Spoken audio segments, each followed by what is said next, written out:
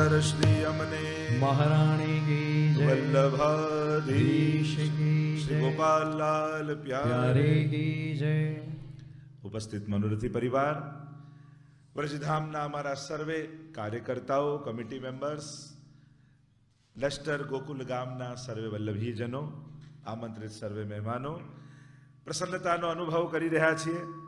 London ખાતે 84 બેઠકનો મહામહોત્સવ ઉજવ્યા બાદ શ્રી યમુનાજીના ગુણગાન કરવાનો એક સુંદર અવસર લેસ્ટર ખાતે પ્રભુ કૃપાથી મળ્યો છે. લેસ્ટરની આ ભૂમિ એ સદાય ભક્તિથી ગૂંજતી રહી છે. અને હમણાં બધા બ્લુ વસ્ત્રો પહેરીને એમ જ લાગે જ્યાં યમુનાજીની લહેરો ન હોય, બધા વાદળી વસ્ત્રો પહેરીને આમ એક એક લાઈન જાણે લહેરો જોઈ. તરંગ ભુજ કંકણ પ્રકટ મુક્તિકા વાલુકા. અને એ કંકણમાં મોતીઓની જેમ ભાઈઓ ચમકી રહ્યા છે વચ્ચે વચ્ચે બેસેલા, તો જોઈને આનંદ થઈ રહ્યો છે. શ્રી યમુનાજીના 41 પદોનું ગાન. ગુણ અપાર મુખ એક કહાલો વરનીએ. 41 પદમાં તો કહ્યું છે જેના ગુણો અનંત હોય. મહાપ્રભુજીના શબ્દોમાં કહું, અનંત ગુણભૂષિતે શિવ વિરંચિદે વસ્તુતે. અને અનંત ગુણો જ્યાં હોય, આ તો આખા દરિયાને એક અંજલિથી ઉલેચવા જેવું કહેવાય, એક ચમચીથી ઉલેચવા જેવું કહેવાય. જીવવા એક છે એટલે જ કહું, સહસ્ત્ર રસના ક્યો ન દઈ વિધાતા. હજારો જીવવા અમને કેમ ન આપી? કારણ આવા ગુણ ગાવાનો અવસર આ દેહથી મળ્યો છે. ગમે તેના મુખમાં શ્રી યમુનાજીનું નામ આવતું નથી. કારણ ભગવાનનું નામ પણ કોના મુખમાં શોભે? મહાપ્રસાદની કણિકા પણ કોના હાથે ને કોના ઘરે લેવાય? આનો એક વિવેક છે.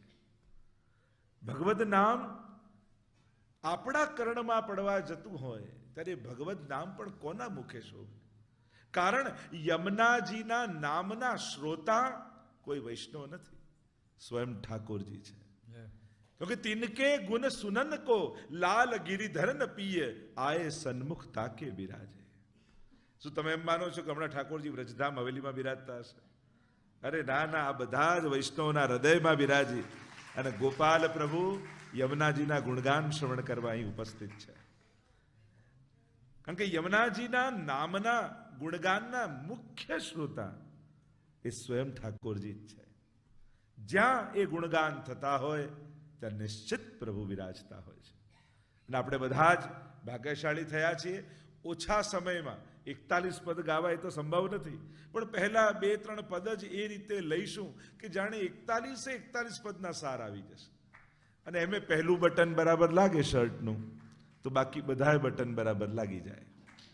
પણ પહેલું ખોટું લાગ્યું તો બધા ખોટા લાગે.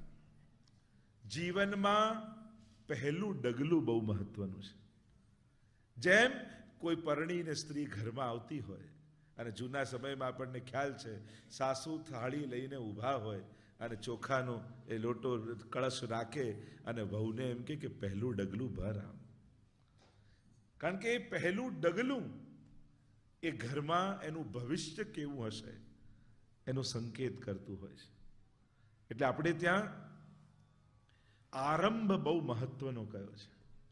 કોઈ વસ્તુની શરૂઆત બહુ મહત્વની છે. અને હું બધાને યાદ કરું કે આ વ્રજધામ હવેલીના નિર્માણમાં જેને શરૂઆતથી પાયો નાખ્યો એ બધા વૈષ્ણવને કેમ ભૂલી શકાય? અમારા મંગળાબેન ને આ બધા બેઠા છે. જ્યારે આ હવેલીની નિર્માણની વાત થઈ અને એવા ઘણા વૈષ્ણવનો બધા, આમાં તો 1 પાઉન્ડથી લઈને જેને જે બી બધાને યાદ કરવા પડે, દરેકને. વડીલો ઘણાના બા અત્યારે ભૂતલ પર નથી રહ્યા, પણ જ્યારે હું લેસ્ટર આવું ત્યારે એ વડીલોની મને સ્મૃતિ જરૂર આવે. થોડા 2-3 દિવસ પહેલા કથામાં જ કહેતો હતો કે યુકેનું વૈષ્ણવ સંપ્રદાયનું કોઈ તીર્થ હોય તે વ્રજધામ હવેલી છે. સૌથી પ્રાચીન સ્થળ કોઈ હોય તો એ વ્રજધામ હવેલી છે. અને લેસ્ટરના વૈષ્ણવ તો ભલી ભાંતિ પરિચિત છે. તમારા બા, તમારા દાદી, અને એ બધા હવેલીમાં કેટલા પાઠો એમણે કરેલા છે, કેટલા ગિરિરાજજીની સેવાઓ એમણે કરેલી છે. એ ક્ષણોને કેમ ભૂલી શકાય? એટલે સૌથી જૂનું આપણા વૈષ્ણવ ધર્મનું પ્રાચીનમાં પ્રાચીન સ્થાન એ આ વૃદ્ધામ હવેલીનું છે.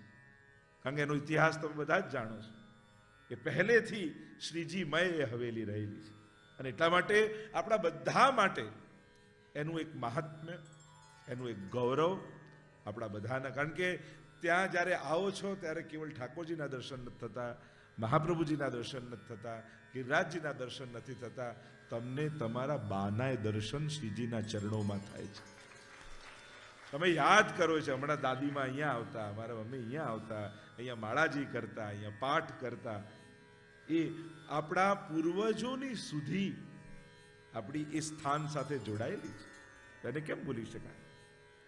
તો 41 પદના ગુણગાન કરવા માટે આપણે સૌ એકત્રિત થયા છીએ. શ્રી યમુનાજી ના આધિ દૈવિક સ્વરૂપના દર્શન. તો ઘણી બધી યમુનાજી માટેની ભાવનાઓ છે, ચર્ચાઓ છે.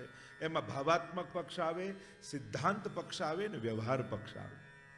આ ત્રણેય વસ્તુ બહુ મહત્વનું છે. વ્યવહાર કઈ રીતે હોવો જોઈએ? જ્યારે તમે વ્રજમાં હો યમુનાજી સાથે, યા તમારા ઘરે લોટીજી રૂપે બિરાજતા હોય, યા જ્યારે યમુના પાન કરવાના હોય, દરેકનો એક પ્રકાર છે. ઠાકોરજીને ભોગ કઈ રીતે ધરાય એનો પ્રકાર છે, અને મહાપ્રસાદ કઈ રીતે લેવાય એનો વિવેક છે. આપણે ત્યાં દરેક વસ્તુ વિવેકથી ગ્રહણ થાય છે. ભાવ તો છે જ, પણ અવિવેક એ પ્રભુની અપ્રસન્નતાનું કારણ બને છે. અને એટલા માટે આપણે ત્યાં દરેક વસ્તુનું શિસ્ત છે. તે શ્રી યમુનાજીનું ભૌતિક સ્વરૂપ, આધ્યાત્મિક સ્વરૂપ, આધિદૈવિક સ્વરૂપ. ભૌતિક સ્વરૂપ એટલે જલપ્રવાહ સ્વરૂપે થોડોક પરિચય કરાવી દઉં એટલે 41 પદ સમજવામાં સરળ થઈ જશે. આધ્યાત્મિક સ્વરૂપ એટલે તીર્થ રૂપે, દેવી રૂપે, કે જે મથુરા નગરી યા યમુનાજી એ દેવી છે. જેમ ગંગા દેવી છે એમ યમુના દેવી રૂપે પરમ પાવન તીર્થ છે. સ્નાન કરવાથી સમસ્ત પાપોમાંથી મુક્ત થવાય છે. એવી તીર્થ બુદ્ધિ યમુનાજીમાં એ આધ્યાત્મિક સ્વરૂપ. અને શ્રી યમુનાજીનું સખી સ્વરૂપ એ શ્રી યમુનાજીનું આધિદૈવિક સ્વરૂપ. એટલે બહુ જ મહત્વનું છે કયા સ્વરૂપ સાથે અત્યારે તમે સન્મુખ છો. ભગવત સ્વરૂપ હોય પણ દરેકનો વ્યવહાર જુદો. ગાયમાં ભગવાનનો વાસ છે એમ આપણે કહીએ, બધા દેવતાઓનો વાસ છે એમ આપણે કહીએ, પણ એ જ ગાયને પકડીને સોનાના સિંહાસનમાં બિરાજમાન કરો ને એને તિલક કરો ને આરતી કરો ને એને માળા ધરાવ તો એ ગભરાઈ જાય, મારી જોડે કરે છે શું? ગૌ પૂજન જે રીતે થતું હોય એ રીતે જ થાય. એનો વિવેક છે ને, એમાં વાસ કહેવાય ભગવાનનો, પણ ગાયની સેવા કરવાનો એક વિવેક છે. એને દેવતાની જેમ એ રીતે એની જોડે વ્યવહાર નથી કરાતો. યજ્ઞ ભગવદ રૂપ છે પણ એનું જે રીતે આરાધન થતું એમ જ થાય. માતા પિતા ભગવાનના રૂપ છે પણ જે રીતે એમને રિસ્પેક્ટ અપાતું એ રીતે જ થાય. દરેકનો એક વિવેક છે. એમ શ્રી યમુનાજી સાથે જ્યારે આપણે આરાધન કરવા, સાધના યમુનાજીની કરવા માટે અગ્રસર થયા છે, ત્યારે યમુનાજીના આરાધનનો પ્રકાર શું છે? એમ તો ગર્ગ સંહિતામાં એ 5 પ્રકારથી આરાધનનો ક્રમ કયો છે. એ શાસ્ત્ર નામ હોય, એ કવચ હોય, એ પટલ હોય, એ મંત્ર હોય, એનો આખો જે આરાધનનો પ્રકાર, જે આધ્યાત્મિક સ્વરૂપનો ક્રમ કયો છે. આધિ ભૌતિક સ્વરૂપ એટલે જલપ્રવાહ રૂપે. અને જ્યારે તમે ગ્રહણ કરો છો, એમને પાન કરો છો, ત્યારે ભૌતિક સ્વરૂપનું જ કરો છો ને, કોઈ આધિ સ્વરૂપની ભાવના તો કરતા નથી. જલ સ્વરૂપનો જ પાન થાય. એટલે ત્રણેય સ્વરૂપ મહત્વના છે. આમાં કોઈને પણ નાનું નહીં ગણવું.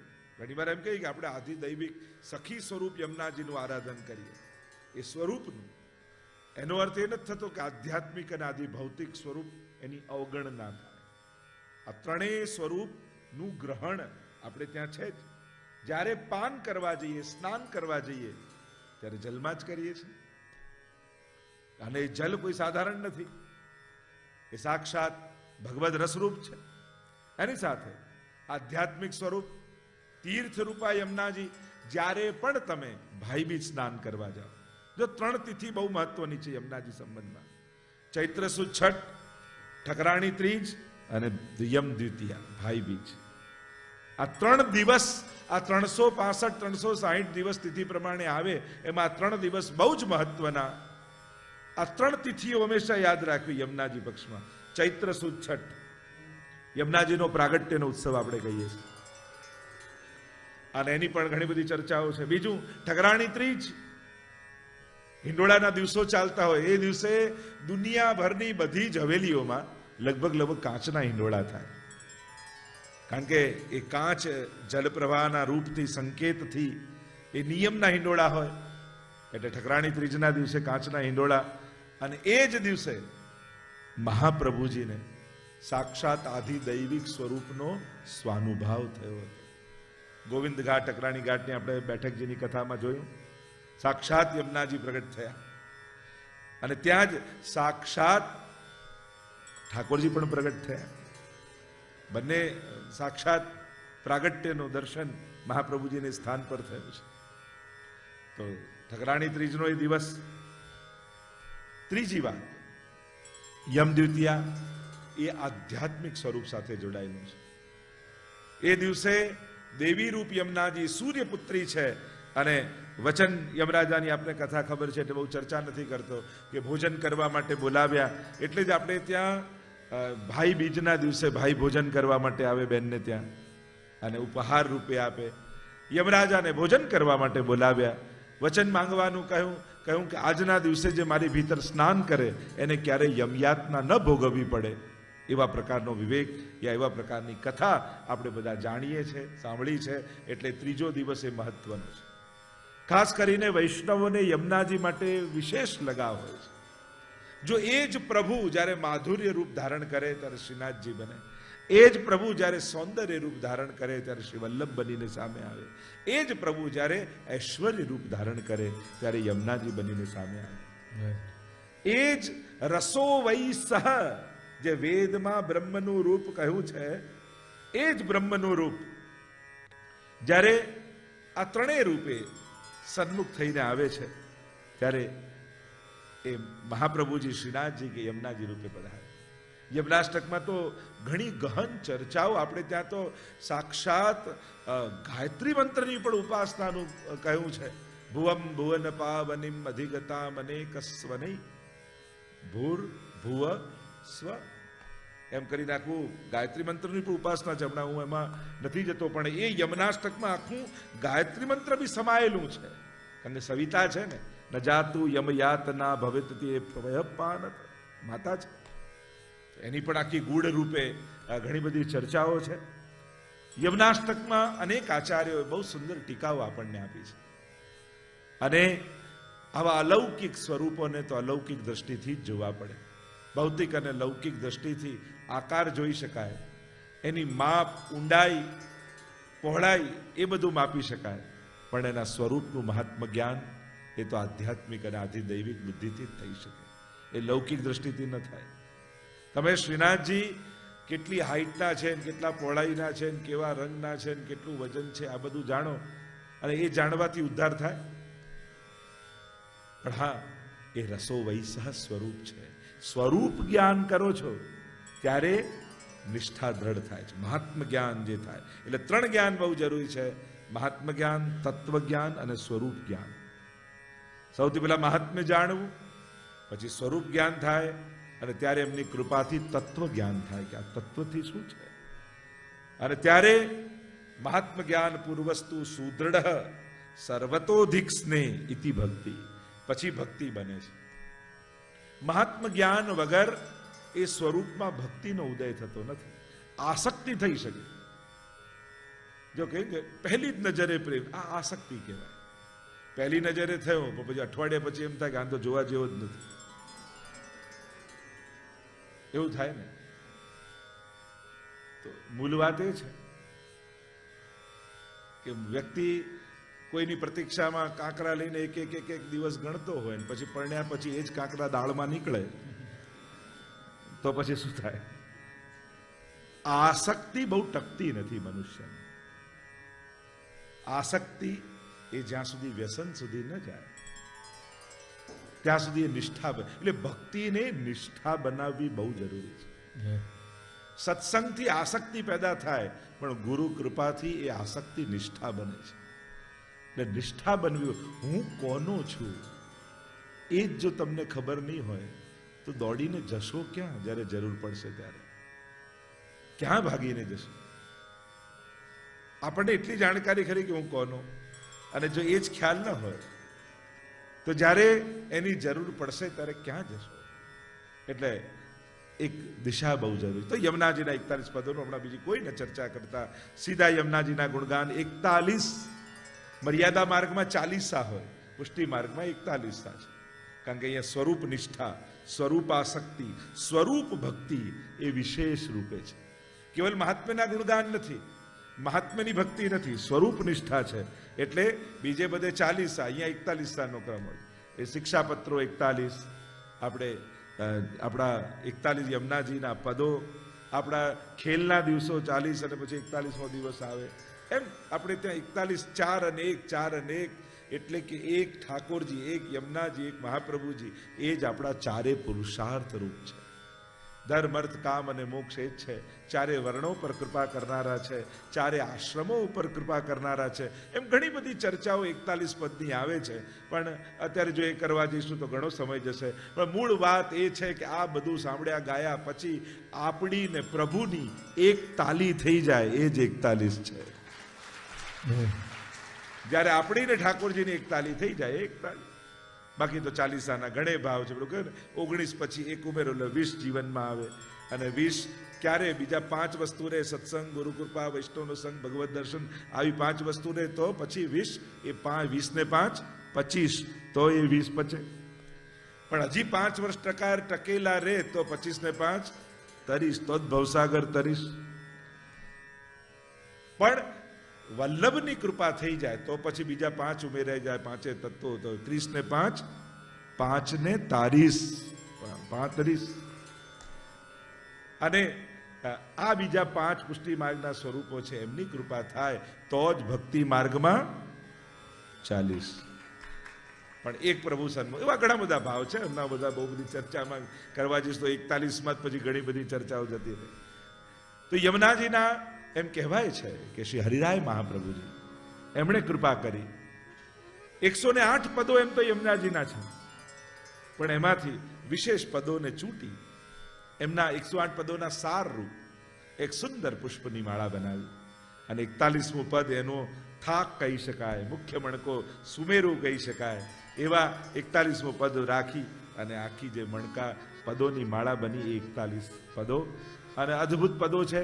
અષ્ટસખાના 4 પદો આપણે ત્યાં કયા તો 8 ચોક 32 થયા. હરિરાય મહાપ્રભુજીના, ગંગાબાઈના પદો, એમ કરીને 41 પદ થાય. એની ચર્ચા આ બધા જાણો છો લગભગ. જે 41 પદ વૈષ્ણવ યમુનાજીની જે આરાધન કરતા હોય 41 પદથી અછૂતા ન રહે. પણ મહાપ્રભુજીએ આપણને યમુનાષ્ટકમાં યમુનાજીને સમજાવ્યા કે આ છે કોણ, આ તત્વ શું છે. સ્વયં ગુસાઈજી યમુના અષ્ટપદી દ્વારા નમો દેવી યમને, નમો દેવી યમને, હર કૃષ્ણ મિલનાંતરાયમ. અને એ અષ્ટપદીનો તો પ્રભાવ એવો છે કે વૈષ્ણવે જ્યારે ગાયું ત્યારે સ્વયં યમુનાજી એને માર્ગ આપ્યો અને એની ટેક તૂટવા ન દીધી. એ જ રીતે શ્રી હરિરાય મહાપ્રભુજીએ યમુના વિજ્ઞપ્તિ આદિ છે અને અન્ય આપણા અષ્ટછાપ ભગવદીજનોએ અનેક પદ દ્વારા યમુનાજીનો પરિચય આપણને કરાવ્યો છે. બહુ જ મહત્વનું છે પરિચય. પરિચય પછી પરિણય થાય, પ્રેમ અને પરિણય. આમ પરિચયથી યાત્રા શરૂ થાય. આપણે બધા જ યમુનાજીને ઓળખીએ છીએ, પણ શું યમુનાજી આપણને ઓળખતા હશે? ક્યારેક હવેલીમાં ઊભા આપણને એમ થાય હું રોજ ઠાકોરજીને દર્શન કરવા આવું, પણ શું ઠાકોરજી મને ઓળખતા હશે ખરા? એ મને જોતા હશે? એમને મારું નામ ખબર હશે? ગોકુલનાથજીના પ્રસંગોમાં એવું આવે છે ને શ્રીનાથજી ચરિત્રમાં કે એકવાર જ્યારે બારી બંધ કરાવી દીધી ત્યાં મંદિરની બિલછુ કુંડમાં બાળકો ખેલતા, ત્યારે શ્રીનાથજી દર્શન કરતા અને ગોકુલનાથજી ત્યાંથી સેવા કરીને પધાર્યા. ત્યારે શ્રીનાથજી એક સેવકને મોકલ્યા અને કહ્યું કે શ્રી વલ્લભ કો કહો, એમનું નામ ઘરમાં શ્રી વલ્લભ કહીને બોલાવતા ગોકુલનાથજી, કે ઉनको કહો કે ખિડકી ખુલવા દે. અને પેલો સેવક દોડતો આવ્યો અને કહ્યું કે શ્રીનાથજી બાબાએ આજ્ઞા કરી કે વલ્લભ કો કહો કે ખિડકી ખુલવા દે. શું કહ્યું શ્રીનાથજી? કે એમણે કહ્યું વલ્લભને કહો ખિડકી ખોલાય. શું કહ્યું શ્રીનાથજી બાબાએ? કે વલ્લભને કહો કે ખિડકી. ત્યારે કે આટલી વાર કેમ પૂછો છો? તો ગોકુલનાથજીએ કહ્યું મને એટલો આનંદ થયો કે શ્રીનાથજી બાબા મારું નામ જાણે છે, મને ઓળખે છે શ્રીનાથજી બાબા. એમ ક્યાંક શ્રીનાથજી બાબા કોઈને આજ્ઞા કરે કે પેલા બેનને એમ કહેજો ને કાલે આવી માળા બનાવે, કે પેલા બેનને એમ કહેજો ને કાલે આ સામગ્રી લઈને આવે. એમ શ્રીનાથજીનો કોઈ સંદેશ આપણને પહોંચાડે તો કેવો આનંદ આપણને થાય કે ઠાકોરજી મને ઓળખે છે, મને તો પ્રભુનો પરિચય, પ્રભુને મારી ઓળખાણ છે. એટલે ભક્ત જીવનની સર્વોપરિતા કહેવાય. તો એવા શ્રી યમુનાજીના ગુણગાન આપણા ભગવદીઓ આચાર્યો આપણને કરાવ્યા છે. આવો પહેલું પદ ગાન કરી અને સીધા પ્રવેશ કરીએ. પિય સંગ રંગ ભરી કરી કલોલ. પિય સંગ રંગ ભરી કરી કલોલે, પિય સંગ રંગ ભરી કરી કલોલે, પિય સંગ રંગ ભરી કરી કલોલે, પિય સંગ રંગ ભરી કરી કલોલે.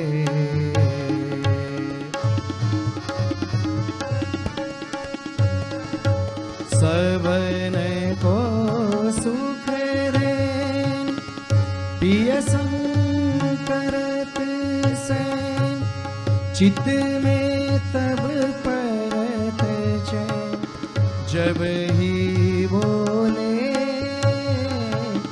पिय संग रंग भरी करी कलोले.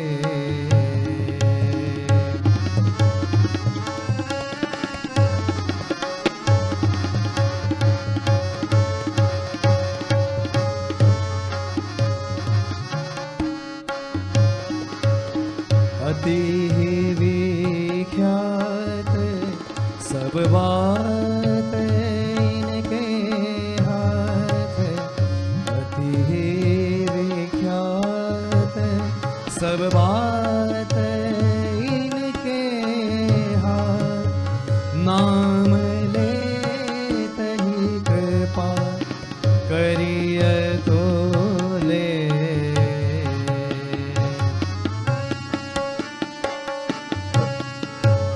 तरस कर परस कर ध्यान ही में धरे, सदा व्रजनाथ इन संग डोले,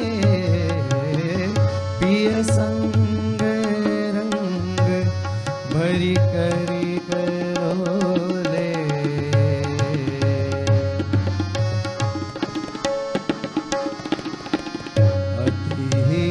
सुख करन दुख सवन के हरन, अति सुख करन दुख सवन के हरन, ये ही लीनो परन देजु खोले.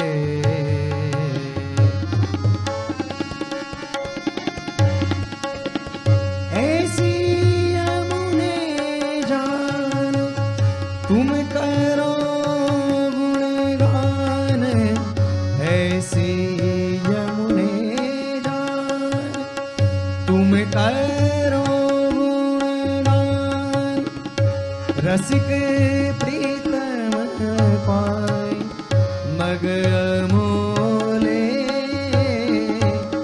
पिय संग रंग भरी करी कलोले, पिय संग रंग भरी करी कलोले, पिय संग रंग भरी करी कलोले, करी कलोले, करी कलोले, पिय संग रंग भरी करी कलोले. પિય સંગ રંગ ભરી કરી કલોલ. પ્રથમ પદ પ્રારંભ થયો પિય શબ્દથી. આ માર્ગ વ્રજભક્તોની ભક્તિનો માર્ગ છે, પ્રિયનો માર્ગ છે. પિય સંગ અને પિયનો સંગ છે એટલે જ રંગ ભરી કરી કલોલે. જો પુષ્ટિ ભક્તિ એટલે સારસ્વત કલ્પના આનંદને કલયુગમાં માણવો, એનું નામ પુષ્ટિ ભક્તિ. પુષ્ટિ ભક્ત બનવા માટે, વૈષ્ણવ બનવા માટે કદાચ બહુ ન ભણી શકો ગ્રંથો, તો કેવલ કોઈ ગોપીને હૃદયમાં પધરાવી લો અને દરેક વખત એમ વિચારવાનું કે આવા સમયે એક ગોપી શું કરે, આવા સંજોગોમાં એક ગોપી શું વિચારે, અને ગોપી બનીને જીવશો તો પુષ્ટિ માર્ગ ભણવો નહીં પડે, સહજમાં આવડી જશે. વ્રજ ભક્તોનો માર્ગ એ પુષ્ટિ માર્ગ છે. પિય સંગ રંગ ભરી કરી કલો. પિયનો સંગ છે એટલે રંગ, કારણ કે બહુ જ મહત્વનું છે કોના સંગમાં છો. લૌકિક વ્યક્તિના સંગમાં રહેશો તો લૌકિક જ વિચાર આવશે. જો આપણે ખરી ઘણીવાર સંઘમાં તમે કોઈ પોલિટિક્સમાં હોય તો એની પાસે બેસો તો તમને એમ લાગે બધે પોલિટિક્સ જ છે. તમે કોઈ શેર માર્કેટ વાળાની બાજુમાં બેસો ને એની જોડે એ ચર્ચા, તમને લાગે કે પૈસો હોય તો અહીંયા જ છે, આપણે ચાલુ કરી દઈએ, એમ થઈ જાય. તમે કોઈ ડોક્ટર પાસે જઈને વાત કરવા લાગો તો બીમારીઓની, આ એમ લાગે કે બધા બીમાર જ છે. જ્યાં જેની પાસે બેસો છો અને જેની ચર્ચા કાઢો છો એનો વિચાર આપણી અંદર આવે છે. એટલે બહુ જ મહત્વનું છે સંગ. સંગ એ આપણી જાતને ઘાટ આપે છે. જો આપણો ભાવ એ જલ જેવો છે અને સંગ એ પાત્ર જેવું છે. પાણીને જે પાત્રમાં લો ને એવો આકાર એનો બની જાય. એમ જેવા સંગના પાત્રમાં તમારા ભાવને મૂકશો, તમારા ભાવનો એવો ઘાટ બની જશે. કોઈ બહુ લૌકિક આસક્તિ વાળાના સંગમાં રહેશો તો એ તમને પણ લૌકિક આસક્તિ કરાવી દેશે. અને કોઈ ભગવદી અને અનાસક્તના સંગમાં રહેશો ને તો એ તમારો ભગવાન પર વિશ્વાસ વધારી દેશે. એટલે સંગ એનો કરવો જે ભગવાન પર વિશ્વાસ વધારે. શંકા નાખે એના સંગથી દૂર રહે. પિય સંગ. જો ત્રણ વસ્તુ બહુ મહત્વના શબ્દો પુષ્ટિ માર્ગમાં આવે છે. એક સંગ, બીજો પ્રસંગ અને ત્રીજો ઉત્સંગ. સંગ, બીજો પ્રસંગ. જો આપણે ત્યાં વાર્તા સાહિત્ય પણ તમે જુઓ ને તો પૂર્વજન્મની કથા, પ્રસંગ એક, વાર્તા એક શરૂ ક્યાંથી થાય? જ્યારે મહાપ્રભુજીને મળવાના હોય, મહાપ્રભુ સાથે મુલાકાત થાય ત્યારે વાર્તા એક, પ્રસંગ શરૂ થાય. એટલે જ આપણે ત્યાં વાર્તાને પણ આપણે શું કહીએ છીએ? પ્રસંગ પહેલો, પ્રસંગ બીજો, એમ પ્રસંગ શબ્દ આવે. બાકી પ્રસંગ શબ્દ બીજે ક્યાંય વપરાય નહીં. અને વલ્લભ જીવનમાં પ્રવેશે એ જ વલ્લભીઓનો સૌથી મોટો પ્રસંગ છે. એટલે હું તો હંમેશા કહું, દરેક વારને તહેવાર બનાવવો હોય તો ઠાકોરજીને ઘરે પધરાવી લેવાય, તો આપણો દરેક વાર તહેવાર થઈ જાય. નહીં તો પછી વાર વાર વાર ગણતા વારો નીકળી જાય. મહત્વનું એ જ છે કે આ વારને તહેવાર બનાવવો છે. અને ત્રીજો શબ્દ છે ઉત્સંગ. ઉત્સંગ એટલે ખોળો. આપણે ત્યાં સેવનીય આપણા ઠાકોરજી કોણ? તો કે યશોદોત્સંગ લાલિત. યશોદા ઉત્સંગ લાલિત. યશોદાજીની ગોદમાં ખેલતા પ્રભુ એ આપણા આરાધ્ય છે. મહત્વની છે ગોદ. આપણા લાલનને તો ગોદ બેઠે ગોપાલ કહત વ્રજરાજ. આપણે ત્યાં ગોદનું મહત્વ. સિંહાસન પર બહુ કીર્તનો નથી લખાયા, પણ ગોદની વિશેષ મહાત્મ્ય આપણે ત્યાં છે. આપણે ત્યાં તો આપણા યશોદાજીની ગોદમાં ખેલતા લાલન એ જ આપણા આરાધ્ય છે. એટલે આ ત્રણ શબ્દો મહત્વના. શરૂઆત જ પિય શબ્દથી થઈ. અહીંયા પતિ નથી, અહીંયા પ્રિયતમ છે. બે જણા જતા હોય તો કેમ ખબર પડે કે આ પતિ પત્ની છે કે પ્રિયા પ્રિયતમ છે? તો કે ભાઈ આગળ આગળ ચાલતા હોય, બહેન પાછળ પાછળ આવતા હોય તો સમજી લેવું પતિ પત્ની છે. અને બહેન આગળ આગળ જતા હોય, ભાઈ પાછળ પાછળ ચાલતા હોય તો સમજી લેવું. તો અહીંયા તો પિય સંગ રંગ ભરી કરી કલો. પિયની સંગમાં છે, સંગમાં છે, સાથે છે, પણ પિય છે. એટલે અહીંયા એટલે જ કહ્યું ને કે નાથ ડોલે સદા બ્રજનાથ ઇન સંગ ડોલે. પ્રેમ કે ફંદતે ગહીજુ રાખે તુમ જા પઠાવત તહાં બધાવત. પ્રેમના ફંદથી ઠાકોરજીને શ્રી યમુનાજીએ ગહી રાખ્યા છે, પકડી રાખ્યા છે. અને એવા પકડીને રાખ્યા છે કે જ્યાં યમુનાજી કે પ્રભુ આજે આના ઘરે જવાનું છે, ઠાકોરજી દોડતા ત્યાં જાય. પ્રભુ આજે આના પર કૃપા કરવાની છે. એટલે જ્યારે આપણી ભક્તિમાં યમુનાજીની કાની ભળી જાય છે ત્યારે ભક્તિ ફલાત્મક થઈ જાય છે, જય. પ્રભુ જીવને વશ થઈ જાય છે.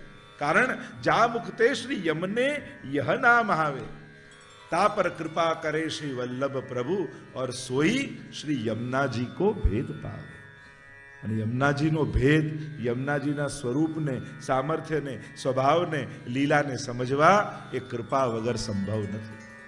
અલૌકિક તત્વોની જોડે આત્મસાત કરવો, એને હૃદયમાં સ્થાપિત કરવા, એ એમની કૃપા વગર સંભવ નથી. તો પિય સંગ, પિય છે શ્રી યમુનાજી, ચતુર્થ પ્રિયા છે. એટલે જ મહાપ્રભુજી બે ભેદ બતાવ્યા. અષ્ટપટરાણીમાં પણ કાલિંદીજી છે, એનું નામ કાલિંદીજી છે, પણ એ કાલિંદીજી અને આ યમુનાજીનું એક નામ પણ કાલિંદી છે, પણ એ બંનેમાં ભેદ છે. શ્રી યમુનાજી પત્ની નથી, પ્રિયા છે. કારણ કે વ્રજમાં ગોપીજનોના મુખ્ય 4 યુથ એટલે કે ગ્રુપ છે. એક નિત્ય સિદ્ધા ગોપીજનોનું, સ્વામીજીનું, પછી ચંદ્રાવલીજીનું પરકિયા, પછી લલિતાજીનું, અને ચોથું શ્રી યમુનાજીનું કુમારિકાજનોનું ગ્રુપ. આમ શ્રી યમુનાજી ચોથા યુથના અધિપતિ છે. એટલે જ યમુનાષ્ટકમાં મહાપ્રભુજી આજ્ઞા કરે છે, નમત કૃષ્ણ તુર્ય પ્રિયા. જો ત્રણ વાર યમુનાષ્ટકમાં નમન કર્યા. નમામિ યમુનામહં સકલ સિદ્ધિ હેતુ મુદા, નમત કૃષ્ણ તુર્ય પ્રિયા. નથી જો નમોસ્તુ યમુને સદા તવ ચરિત્રમત્યદ્ભુતમ. 3 વાર નમન છે. અને નમનમાં પણ જુદા જુદા પ્રકારથી ભેદ છે. અહીંયા જ્યારે ચતુર્થ પ્રિયાને નમનનું કહ્યું ત્યારે આજ્ઞાર્થ શબ્દનો પ્રયોગ કર્યો. નમત કૃષ્ણ તુર્ય પ્રિયા, તું આમને નમન કર. તો આ ત્રણેય ભેદ, ભૌતિક, આધ્યાત્મિક અને આધિદૈવિક, ત્રણેય સ્વરૂપને નમન મહાપ્રભુજી કરે છે. તો ચોથા યુથના અધિપતિ શ્રી યમુનાજી છે. તો એ શ્રી યમુનાજી કે કાત્યાયની દેવીનું વ્રત જે કુમારિકાઓએ કર્યું, અને યમુનાજીના તટની રજમાંથી કાત્યાયની દેવી બનાવ્યા. એટલે આ કાત્યાયની દેવી છે કોણ? શ્રી યમુનાજીનું સ્વરૂપ છે. કારણ કે યમુનાજીમાં અનેક ભાવ જુદા જુદા બિરાજે છે. જો યમુનાજીમાં જલનો ભાવ, યમુનાજીમાં તરંગનો ભાવ, યમુનાજીમાં ભ્રમરનો ભાવ, વીચી મધુરા, શ્રી યમુનાજીમાં કમલનો ભાવ, યમુનાજીના ઘાટનો ભાવ, યમુનાજીના રજનો ભાવ, યમુનાજીના પુલીનનો ભાવ, બેટ હોય ને એનો ભાવ. આટલા અંગો છે શ્રી યમુનાજીના આરાધનના.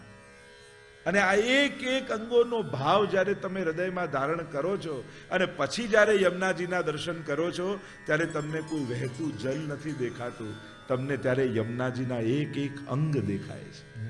કે આ તરંગો શું છે, આ કમળો શું છે, આ તટ ઉભય કુલ નિજ ખંભ હૈ, તરંગ જો સીડી માન, યમુના પ્રગટ વૈકુંઠ કી પ્રગટ નિસરની જાન. અમારા હરિરાયજી તો વલ્લભ સાખીમાં કહે છે, ઉભય કુલ નિજ ખંભ હૈ. આ બંને તટો એ તો થાંભલા છે, અને આ તરંગો છે ને સીડીઓ, પગથિયા છે.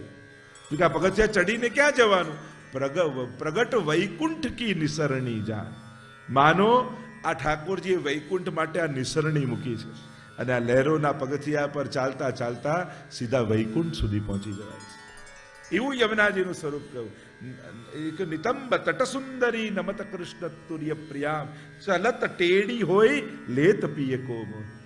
યમુનાજીમાં આવતી વક્રતા, गिरधर सबही अंग को बांको, बाकी चाल चलत गोकुल में. તો યમુનાજીનું ટેડું થઈને ચાલવું એ પણ એમના સૌંદર્યનું અભિવર્ધન કરનારું છે, અભિવર્ધન કરનારું છે. તો યમુનાજીનું આરાધન જ્યારે આપણે કરીએ છીએ, આધિદૈવિક સ્વરૂપની ચર્ચા કરીએ છીએ, આધ્યાત્મિક સ્વરૂપની ચર્ચા, પણ આદિ ભૌતિક આ અંગો જે આંખોથી દેખાય છે, યમુનાજીના દર્શન ક્યારે થશે એ તો આધિદૈવિકની વાત કરી. બાકી નૈન ભર દેખ અબ ભાનુ તને આયો. જો હું એક 41 પદની પંક્તિઓ જોડતો જઈશ, એટલે 41 પદોના સાર રૂપે આપણે આને જોઈએ છે. શું કહે છે? નૈન ભર દેખ. નૈન ભરીને કઈ રીતે જોવાય? દેખ્યો નંદ કુમાર નૈન ભર દેખો નંદ કુમાર. જન્માષ્ટમીમાં અને ઠાકોરના પદોમાં આવે છે, નૈન ભર દેખ્યો નંદ કુમાર. આ નેત્રો ભરીને, લોચન ભરી ભરી, ગોપાલદાસજી યાદ આવી જાય. સગુણ સ્નેહી શ્યામળાવાલા અહર્નિશ દર્શન આપોજી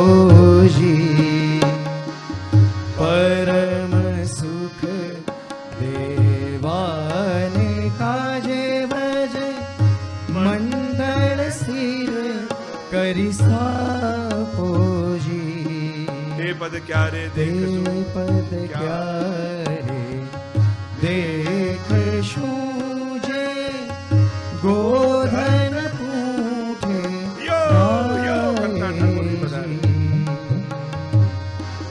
અને બ્રજ સુંદરી મુખ સુખ પામીને વારંવાર અઘાયેજી. અને ઠાકોરજી પધારતા હોય તો લોચન ભૃંગ પીએ ઘણું તે પ્રગટ મુખ મકરંદ અને કનેક ચર્ચા. તો આમ નૈન ભર દેખ અબ ભાનુ તને, આંખો ભરીને જો. પીવા મળ્યું છે તો છોડતો નહીં. અહીંયા આંખ બંધ કરીને ક્યારે ઠાકોરજી સામે ઊભા ન રહેવાય. પુષ્ટિ માર્ગના નિયમો જો. લોકો બધે એમ કહે છે ઠાકોરજી આ ભગવાન આગળ આવીને આંખ બંધ કરીને ઊભા રહી જાઓ. પુષ્ટિ માર્ગ ઊંધું કહે છે સાવધાન રહેજો, એક પાપણે બંધ ન થઈ જાય એવી સાવધાની રાખજો. ત્રુટિર યુગાયતે ગોપી ગીત.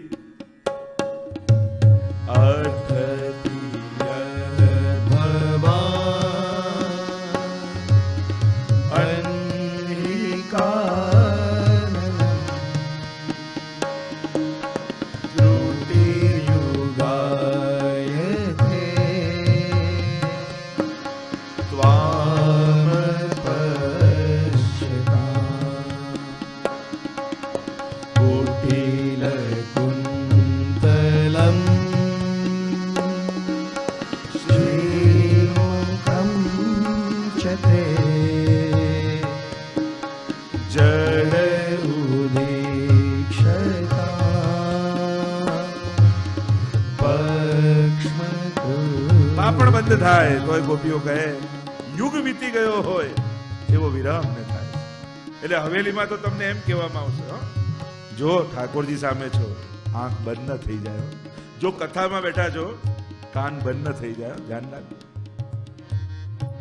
અરે સત્સંગમાં બેઠા છો કીર્તન થઈ રહ્યા છે જીભ બંધ ન થઈ જાય.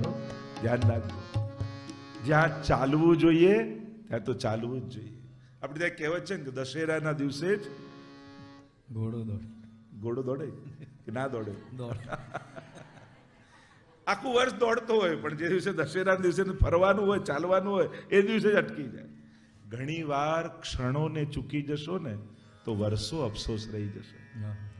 ઘણી વાર એવું થાય અમુક સમયમાં આપણે હોઈએ ને એ જ સમયે ક્યાંક જવાનું થાય, એ જ સમય ન અનુકૂળ આવે ને એ જ સમય ન ભાવે અને પછી આખી જિંદગી અફસોસ રહે.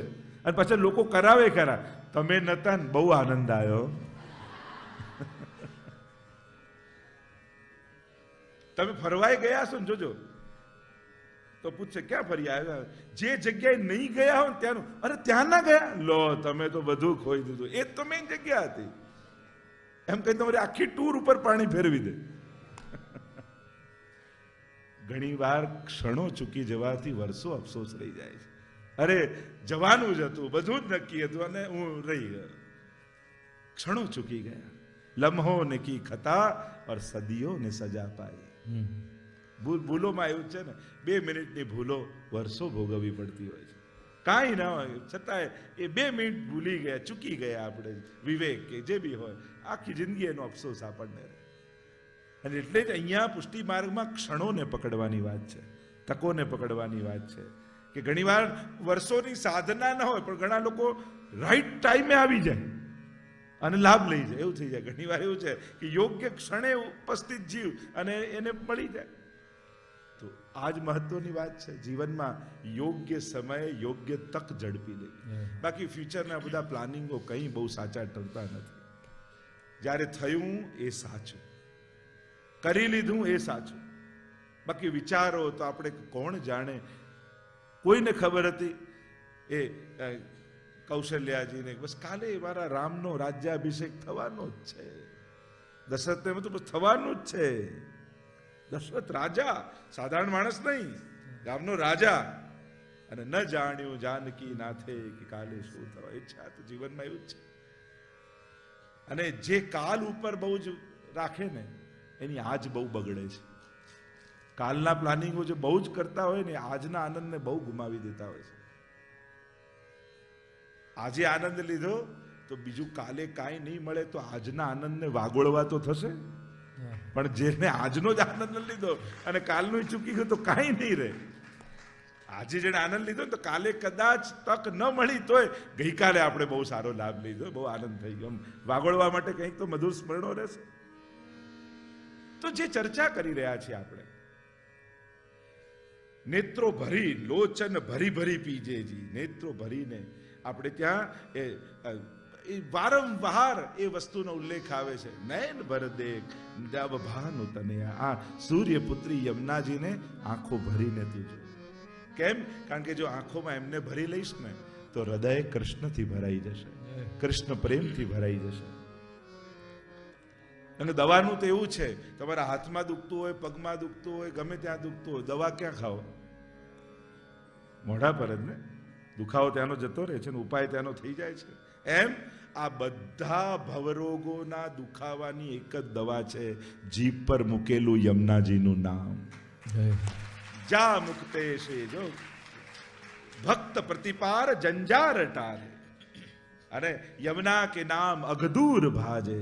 યમુનાજીના નામે અને જેની જીહવા પર આ દવા મૂકી દીધી ને, પેલું કહ્યું ને કે તમને સ્ટ્રોક આવે આમ, બસ આ જીભ પર આ દવા મૂકી દેજો. એટલે ઘણા લોકો ખિસ્સામાં લઈને ફરતા હોય, થતાની સાથે કે જીભ પર આમ મૂકી દો એટલે બધું શાંત. એમ મહાપ્રભુજી આપણને બધાને એક દવા આપી દીધી છે કે જ્યારે પણ એમ લાગે કે સંસાર સતાવશે અને ભવકૂપમાં પડી જઈશું, ત્યારે જ યમુનાષ્ટક ખોલીને યમુનાજી નામની દવા જીભ પર મૂકી દેજો.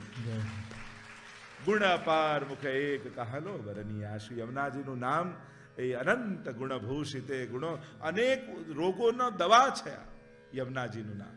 અને કેટલા પ્રસંગો એની સાબિતી આપતા હોય છે. અને ભક્તને તો પ્રમાણની જરૂર નથી હોતી. મહાપ્રભુજી કે સાત્વિક ભક્તો હોય એને સાબિત ન કરવું પડે કે અમારો ઠાકોરજી કૃપાળુ છે, એને તો વિશ્વાસ જ હોય. આપણે તો વારે ઘડીએ પ્રસંગો કહી અને હૃદયમાં ઠસાવવું પડ્યો, કૃપાળુ છે, કૃપાળુ છે, કૃપાળુ છે. એટલે ભક્તને ભગવાન માટેની સાબિતી ન જોઈએ, કારણ કે એનો પ્રેમ જ એના માટે સૌથી મોટો પ્રમાણ છે. જો ઈશ્વર ન હોત તો અમારા હૃદયમાં એમના માટે પ્રેમે ન હોત. અને પ્રેમ છે ધુમાડો છે સાબિત કરે છે કે અગ્નિ હશે. પ્રેમ છે એ જ પ્રમાણ છે કે ઈશ્વર હશે. નહીં તો એના માટે ક્યારે જે વસ્તુ અસ્તિત્વમાં જ નથી એના માટે પ્રેમ જ નથી હોતો. આપણા દિલમાં હોય ને આના માટે ક્યાં હોય જ નહીં ને, કે છે જ નહીં, આ તો ક્યાંથી થાય? પણ છે એ જ એનું પ્રમાણ છે. તો શ્રી યમુનાજી પિય સંગ તો જે વાત કરી રહ્યો હતો, આદિ ભૌતિક સ્વરૂપનું, આધ્યાત્મિક સ્વરૂપનું અને આદિ દૈવિક. જેમ ભૌતિકનું મેં કહ્યું ને, તરંગો, તટ, રજ, જલ, કમળ, બેટ બધું જ, એમ આદિ દૈવિકમાં પણ 16 શણગાર સજા માનક વેસર મોતી, આભરણ આભરણમાં પોછો દર્પણ મુખ જોતા. મા જય જય શ્રી યમુના, જય જય શ્રી યમુના, મા જય જય શ્રી યમુના. જોતા જન આવ કરો, વિશ્રામ કાઢે છો, આરતી થઈ રહી. જોતા જન પાછળ વિશ્રામ કાઢ. ધન્ય ધન્ય શ્રી યમુના, મા જય જય શ્રી યમુના. એ રીતે જ આદિ દૈવિક સ્વરૂપના એક એક અંગની શોભા, એમના નેત્રો, એમના હાથમાં કમળની માળા, એમના હાથમાં 3 છડી કમળની, એમના કંઠમાં ધરેલા કમળ, એમના 16 શણગાર, એમના 12 આભરણ, એમની ચાલ, એમના નુપુર, એમના વસ્ત્ર, એમના શ્રૃંગાર, એમના શોભા, એમના હાથમાં મૂકેલી મહેંદી, કુમકુમ કેસરથી મંડેલા ચરણારવિંદ, આ દરેકનું મહાત્મ્ય છે. દરેકનું ભાવાત્મક રસાત્મક મહાત્મ્ય છે. મહાત્મ્ય 2 પ્રકારનું હોય. એક સામર્થ્યને બતાવનાર અને એક સ્વરૂપને સમજાવનાર. આ બંને પ્રકારના મહાત્મ્ય હોય છે. તો શ્રી યમુનાજીની તો શોભાનું વર્ણન કરીએ. જ્યારે એક એક એક એક એક એક શૃંગાર માથે ઓઢેલી ચૂંદડીથી શરૂઆત કરી અને ચરણમાં ઝાંઝરે ને ઝમકે માં વિછિયાને ઠમકે માં વિછિયાને ઠમકે છમ છમ ને પૂરને નાદે માં ને પૂરને નાદે માં ઘૂઘરીને ગમકે માં જય જય શ્રી યમુના. છેક મસ્તક પર ઓઢેલી ચૂંદડીથી લઈ ચરણના અંગલીઓમાં ધરેલા વિછિયા સુધીની વાત. મત્સ્યાકૃત એવા સુંદર વિછિયા, મકરાકૃત એવા સુંદર વિછિયા શ્રી યમુનાજીએ ધારણ કર્યા હોય અને દરેક શ્રીઅંગમાં નાની નાની ઘૂઘરી હોય. દરેક શણગારમાં ઘૂઘરીઓ લટકતી હોય. કડામાં, આપણે ચૂડીમાં, બધામાં, કંદોરામાં. અને જ્યારે ચાલે યમુનાજી ત્યારે છમ છમ છમ છમ એક તો નુપુરના ધ્વનિ આવે ખમ ખમ ખમ, અને નાની નાની ઘૂઘરીઓ ચમકતી ખમકતી હોય તો ખમ ખમ ખમ.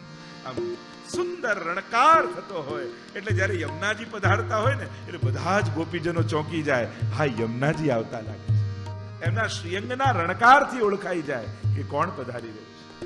એ જ વાત વલ્લભ આખ્યાનમાં ગોપાલદાસજી 8મા આખ્યાનમાં કરે છે કે ત્યાં વહુજી બેટીજીઓના જ્યારે દોડી દોડીને સેવા કરતા હોય છે અને ત્યાં ગોપાલદાસ એનું વર્ણન કરતા કહે છે કે એ સદનની શોભા કેવી છે કે ત્યાં વહુજી બેટીજી દોડી દોડીને સેવા કરે તો એમના નુપુરના ધ્વનિઓ ગુંજે છે.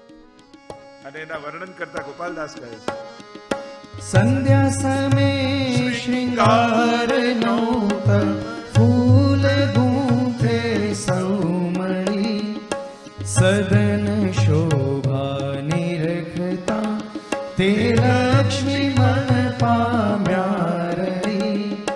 વાસવા છે વ્રજ વસેવા એણી પેરે સુખ પામવા.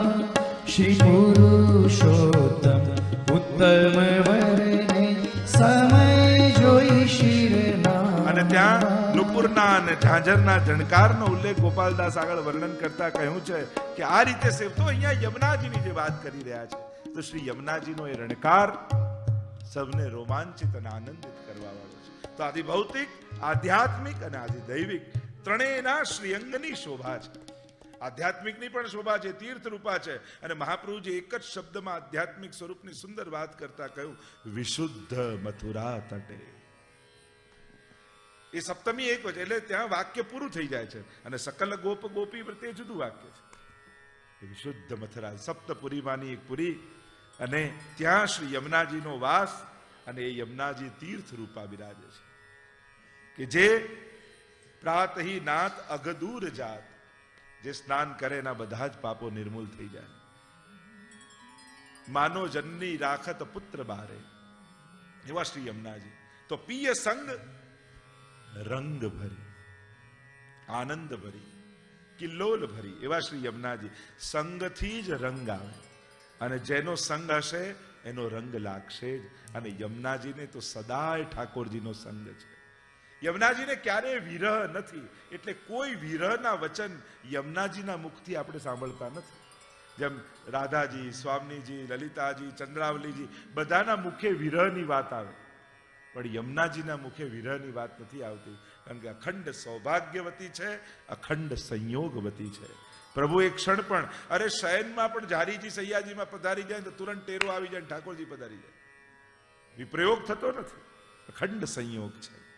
તો પિય સંગ રંગ ભરી કરી કલ્લોલ, કિલ્લોલ કરતા કરતા. કારણ પ્રભુનો સંગ જેને હોય ને એના જીવનમાં સદાય કિલ્લોલ હોય. સંસારીનો સંગ હશે એના મુખમાં અફસોસ હશે, ફરિયાદો હશે અને પશ્ચાતાપ હશે. જો ને દરેક જીવના મુખમાં ફરિયાદો કે ધાર્યું ન થયું, ઈચ્છેલું ન થયું, પેલાએ આમ કર્યું, આણે આમ કર્યું, પેલા, એટલે ફરિયાદો લઈને ફરીએ છીએ આપણે. ચારે બાજુ ફરિયાદો સાથે ફરીએ છીએ. ફરવું કોની સાથે છે? પિય સંગ રંગ સદા વ્રજનાથ ઇન સંગ ડોલે. ઠાકોરજી સદાય એમની સાથે ડોલે છે. કેમ? કારણ કે યમુનાજી કરતા પણ ઠાકોરજીને યમુનાજીની સાથે રહેવાની લાલસા અધિક છે. કારણ કે યમુનાજીની શોભા કેવી છે? બિલકુલ ઠાકોરજી જેવી. કૃષ્ણામ કૃષ્ણ સમામ કૃષ્ણ રૂપામ કૃષ્ણ રસાત્મિકામ કૃષ્ણ સંબંધકારિણી. ઠાકોરજી અને યમુનાજી અભેદ થઈને વહે. એટલે જ તમે જ્યારે યમુનાજીના પાન કરો છો અને પાન કરો ત્યારે 3 વસ્તુ તમને પ્રાપ્ત થાય. જ્યારે જેમ હમણાં લોટી ઉત્સવ થશે અને મારા પહેરામણી જેમના નિમિત્તે છે બધાને યમુના પાન કરાવશે. અને હું તો હંમેશા કહું, યમુના પાન કરાવવું એટલે વ્રજયાત્રા કરાયાનું પુણ્ય બરાબર છે. કારણ કે આખા વ્રજનો રસ એ શ્રી યમુનાજી છે. એટલે યમુના પાન કરાવવું એ બહુ મોટું આપણે ત્યાં પુણ્ય કર્મ કહ્યું છે. 3 વસ્તુ પ્રાપ્ત કરો જ્યારે યમુના પાન. સૌથી પહેલા યમુનાજીનું પાન કરો. મુરારી પદ પંકજ સ્ફુરદ મંદરે. તમે યમુનાજીના જ્યારે પાન કરો છો અને યમુનાજી શ્યામ છે, પિય સંગ છે ને, અને એટલે જ કહ્યું શ્યામ સંગ શ્યામ વહ રહીશ. યમુના આગળ પદોમાં આવશે. જ્યાં જલ કરતા રજ અધિક હોય ને જે પાણીમાં, એ પાણી શ્યામ જ હોય. જોઈ લેજો. જ્યારે પણ વરસાદ આવે ત્યારે સ્વચ્છ જલ પણ કેવું શ્યામ થઈ જાય. એ શ્યામલતાનું કારણ ભૌતિક સ્વરૂપમાં કેમ છે? યમુનાજીનું ભૌતિક સ્વરૂપ પણ શ્યામ, આધ્યાત્મિક સ્વરૂપ પણ શ્યામ અને આજે દૈવિક સ્વરૂપ પણ શ્યામ. કૃષ્ણામ કૃષ્ણ સમામ કૃષ્ણ રૂપામ, આ 3 શ્યામ. આપણા ઠાકોરજી પણ શ્યામ. શ્રીનાથજી બાબા કેવા છે? તો કે રક્ત શ્યામ. આપણા શ્રી કૃષ્ણ કેવા છે? મેઘ શ્યામ. અને યમુનાજી કેવા છે? ઘના ઘન નિભે સદા ધ્રુવ પરાશરાભીષ્ટ દે. શ્રી કૃષ્ણ જેવા છે ને મેઘ જેવા શ્યામ. એટલે એકદમ કાળા નહીં પણ થોડી બ્લુ શેડ હોય, મેઘ જેવા શ્યામ. અને શ્યામ સંગ શ્યામ વહ રહી. એટલે ઠાકોરજી સાથે શ્યામ થયા છે ને, એટલે જેવી શોભા ઠાકોરજીની છે એવી જ ઘના ઘન નિભે સદા. એ એવા શ્યામ છે. તો જ્યાં જલમાં રજ હોય એ જલ શ્યામ. એટલે ભૌતિક સ્વરૂપ શ્યામ, આધ્યાત્મિક સ્વરૂપ તો છે જ શ્યામ, અને આદિ દૈવિક સ્વરૂપ પણ ઠાકોરજીના રંગે રંગાયેલા છે એટલે શ્યામ છે. શ્રી યમુનાજી મુકુંદ એટલે કહ્યું કે જ્યારે મુરારી પદ પંકજ, એટલે કે તમે યમુનાજીનું પાન કરો તે જલની સાથે ઠાકોરજીના ચરણારવિંદની રજ તમને મળે. સૌથી પહેલા રજ મળે છે. યમુનાજી કેવલ જલ રૂપે તમને નથી મળતા, યમુનાજીની સાથે ઠાકોરજી છે જ, પણ કયા સ્વરૂપે? એમની રજ સ્વરૂપે. એટલે જ્યારે જલપાન કરો ત્યારે રજપાન પણ થાય છે. ધન્ય શ્રી યમુના કૃપા કરી શ્રી ગોકુળ વ્રજ સુખ આપજો. ધન્ય શ્રી યમુના કૃપા કરી શ્રી ગોકુળ વ્રજ સુખ આપજો. નંદજીનો લાલો વનમાળી કાલિંદી કાંઠે ધનુચારી વાલો હસી હસી અંશુ લેતારી. વાલ શ્રી યમુના કૃપા કરી શ્રી ગોકુળ વ્રજ સુખ આપજો. જ્યારે યમુનાજીના તટ ઉપર તમે જતા હો ને, એટલામાં તટ પરથી ગાયોને ચરાવતા ચરાવતા ઠાકોરજી આવે. અને યમુનાજી ઘૂંટણ સુધી યમુનાજીમાં ઠાકોરજી હોય. ગાયો પર જલ ઉડાડતા જાય, યો યો કરતા કરતા ખેલ કરતા જાય અને પોતાની ચરણરજ યમુનાજીમાં પધરાવતા જાય. અને જ્યાં તમે મળો ત્યારે પ્રસન્ન થઈ જાય ઠાકોર. ઠાકોરજી કે તાળી દે તાળી દે, એમ કહી તાળી મારી અને પછી ઠાકોરજી ગાયો લઈ લઈને આગળ જાય. તો કાલિંદીના કાંઠે તેનું ચારે વાલો હસી હસી આમ શું લે તાળી. પ્રસન્ન થઈ ઠાકોરજીને ઉદાસ રહેતા આવડતું જ નથી. એ પ્રસન્ન જ હોય, એ આનંદમાં હોય. એમ જ જે ઠાકોરજીના હોય ને એણે પણ ઉદાસ નહીં રહેવું, એણે પ્રસન્ન જ રહેવું. પ્રસન્નતા પ્રસંગ છે ને આપણા માટે, તો આ ઉત્સવ છે. સદાય આનંદમાં. વૈષ્ણવ સદા પ્રસન્ન રહે. પ્રભુ પાસે જવાનો પહેલો શણગાર એ મુખમાં સ્મિત છે. હસતા હસતા જો, પ્રસન્ન થઈને જો. તો જે ચર્ચા કરી રહ્યા છે, પિય સંગ, સંગ રંગ ભરી. કેવો રંગ છે? શ્યામ રંગ. જો એક શ્વેત રંગ છે, એટલા માટે પહેરવામાં આવે કે એના પર જેટલા રંગ હોય સ્પષ્ટ દેખાય. આપણે હોળી ખેલમાં પણ કેમ સફેદ કપડા પહેરે? એક ટ્રેડિશન એવું છે કે જ્યારે હોળીના દિવસ હોય તો સફેદ કપડા પહેરવાના. કેમ? કે જે રંગ તમારા પર પડે એ રંગ ચોખ્ખો દેખાવો જોઈએ. એની એ રંગની બ્યુટી, એ રંગનો નિખાર દેખાવો જોઈએ. હવે બીજો કોઈ રંગ તો ઢંકાઈ જાય. અને શ્યામ રંગ એવો છે, ગમે તે રંગ નાખો એ કાળો જ થઈ જાય, એ શ્યામ જ થઈ જાય. તો અમારા ઠાકોરજી એવા છે કે એનો રંગ જ્યારે લાગે છે ત્યારે તો પિય સંગ રંગ ભરી કરી કલ્લોલે. કલ્લોલ કરતા, આનંદ કરતા, ગાન કરતા, સુંદર સુંદર મધુર બોલત મધુર મધુર બાની. 41 પદમાં કહ્યું ને, યમુનાજી એટલું મીઠું મીઠું બોલે. અને કઈ રીતે બોલે? શું બોલે? કે જે આ ભૂતલ ઉપર યમનાષ્ટકનો પાઠ કરતો હોય, યમુનાજીનું આરાધન કરતો હોય, 41 પદનું ગાન કરતો હોય, અને યમુનાજી સાથે ઠાકોરજી વિહાર કરતા હોય ચાલતા યમુનાજીના તટે, અને એ કરતા કરતા ભૂતલ પર જે નામ લેતો હોય ને એની વાત કાઢે યમુનાજી. વાત કરતા કે ઠાકોર પ્રભુ આપની એ જે ગોપીજન છે ને એ ભૂતલ પર આ સ્વરૂપે છે અને એ આપને બહુ યાદ કરે છે, ક્યારેક એના પર કૃપા દ્રષ્ટિ કરજો. અને યમુનાજી આ રીતે તમારું નામ ઠાકોરજી આગળ બોલે ને એ જ સમયે પ્રભુના મનમાં તમારું ચિત્ર ઊભું થાય, અને એ સમયે તમારા મનમાં જે મનોરથ હોય એ બધા જ પૂરા થઈ જાય. અને આ રીતે યમુનાજી તમારા મનોરથ પૂરા કરે છે. યમુનાજી મનોરથ પૂરા કરે એટલે પોતે આવીને કામ એમ નહીં, ઠાકોરજી સન્મુખ એ વૈષ્ણવનું નામ એની સુધી લેવડાવે, સુધી લેવડાવે યમુનાજી એ જીવની. અને જ્યારે ઠાકોરજીને સુધી થાય, जिन्हे ભૂલી જાત પિય तिन्हे સુધી કરી દે. 41 પદ. જો બધા જ પદોની હું એક રેફરન્સ લઈ આખું 41 પદનું સાર કહીશ. તો जिन्हे ભૂલી જાત પિય, ઠાકોરજી જેને ભૂલી ગયા છે. કોને ભૂલી જાય? જે ઠાકોરજીને ભૂલી ગયો, ઠાકોરજી એને ભૂલી જાય. હરિના યે મિરિર મુક્તા તે મગના ભવસાગરે. હરિ 16 ગ્રંથમાં મહાપ્રભુજીએ કહ્યું ને કે જે ભવકૂપમાં ખપાઈ ગયો હોય, સંસાર સિવાય જેને કાંઈ યાદ ના આવતું હોય, ત્યારે માનજો કે ઠાકોરજી એનો હાથ છોડી દીધો છે કે તારે ડૂબવું જ છે, જા ડૂબ. તારે સંસાર સાગરમાં જ રહેવું છે જ્યારે, એટલે માનજો પ્રભુ એનો હાથ છોડી. તો એવા જીવો જે યમુનાજીનું સ્મરણ કરતા હોય, યમુનાજીની સુધી કરાવે છે. પિય સંગ રંગ ભરી કરી કલ. પિય સંગ રંગ ભરી કરી કલોલે. પિય સંગ રંગ ભરી કરી કલોલે. પિયની સંગમાં છે એટલે કિલ્લોલ કરે.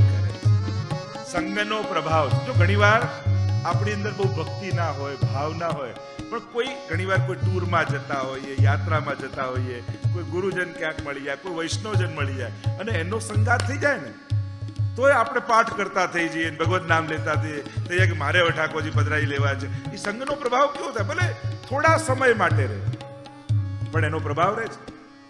એમ જ પિય સંગ રંગ ભરી કરી કલ્લોલે. યમુનાજી કિલ્લોલ કરી રહ્યા છે, મધુર મધુર સુંદર પદો ગાઈ રહ્યા છે. અને પિય સંગ રંગ ભરી કરી સબન કો સુખ દે. અને પિય સંગ કરત સેન, બધાને આનંદ આપનારા છે. યમુનાજીનો સ્વભાવ કેવો છે? એ એકલા આનંદ માણતા નથી. આપણે ત્યાં તમે જો કોઈ પણ ગોપીજનનો પ્રકાર જોશો ને, ક્યાં એકલા આનંદ? ચાલ સખી કરીએ, ચાલો આજનો લાવો લીજીએ રે, બધાને બોલાવવાની વાત હશે. કહત સબન સો આવો રે આવો. સાથે સખીજનો હશે. પુષ્ટિ ભક્તિ છે ને એ એકલતાની ભક્તિ નથી, એ યુથની ભક્તિ છે. તમે જોજો દરેકના આપણે મંડળી હોય, ફૂલ મંડળી, ગ્વાલ મંડળી, કીર્તન મંડળી, વૈષ્ણવ મંડળી, કેટલા પ્રકારના મંડળો હોય. પુષ્ટિ માર્ગમાં સખીજનો સાથે છે. ચાલો સખી કરીએ શ્રી યમુના પારે મારા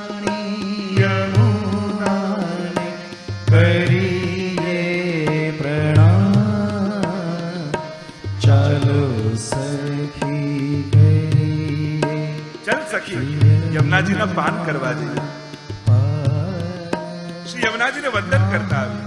રાણી યમુનાને કરીએ પ્રણામ, ચલ સખી કરીએ.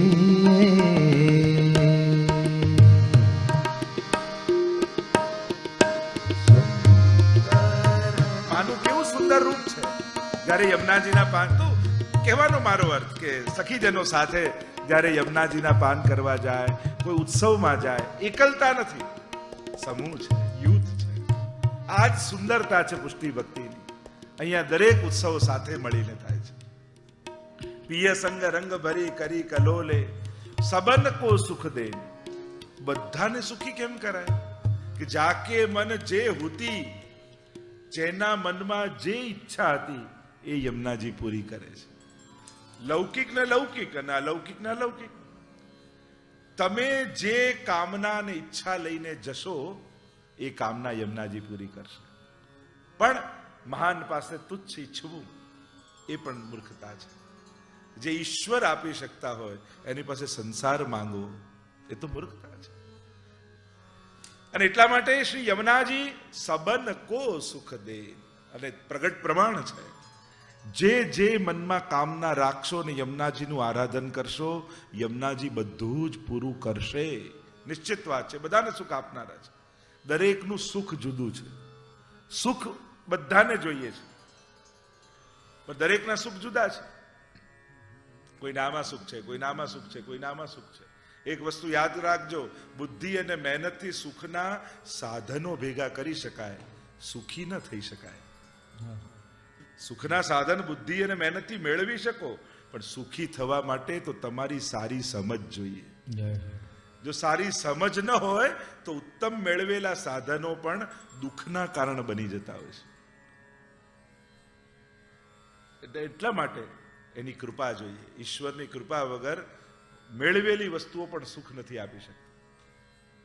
તો સબન કો સુખ દેન ઓર પિય સંગ કરત સેન. યમુનાજી સુખ માટે શું કરે છે? ઠાકોરજીને સેન એટલે ઈશારો.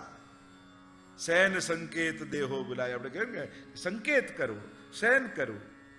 અને એટલે યમુનાજી ઠાકોરજીને સંકેત કરે કે જો મેં જેની વાત કરી હતી ને એ સન્મુખમાં છે. જો પ્રભુ, હું જે ગોપીની વાત કરતી હતી એ ગોપી દંડવત કરવા આવી છે, એ હમણાં હવેલીમાં આવ્યા છે, એ હમણાં પાઠ કરી રહી છે, એમ સંકેત કરી અને શ્રી ઠાકોરજી પાસે કૃપા કરાવે છે.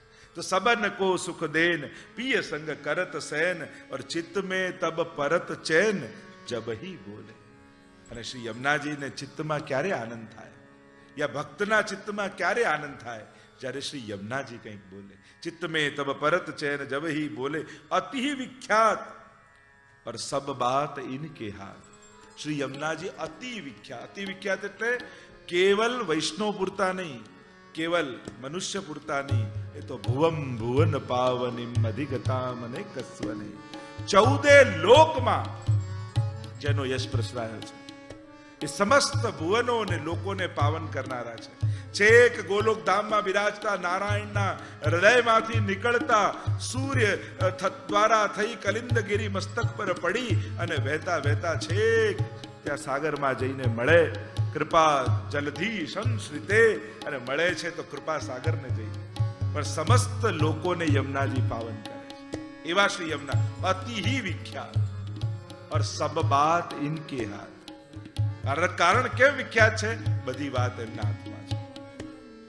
લોકો મહેનતનું ફળ આપે, કોઈ કર્મનું ફળ આપે, પણ શ્રી યમુનાજી તો એક વાર પણ જેને યમુનાજીના કે ઠાકોરજીના નામ લીધા છે એને સર્વસ્વ જુ દેહી. 41 પદમાં આવ્યું ને, ઠાકો સર્વસ્વ જુ દેહી.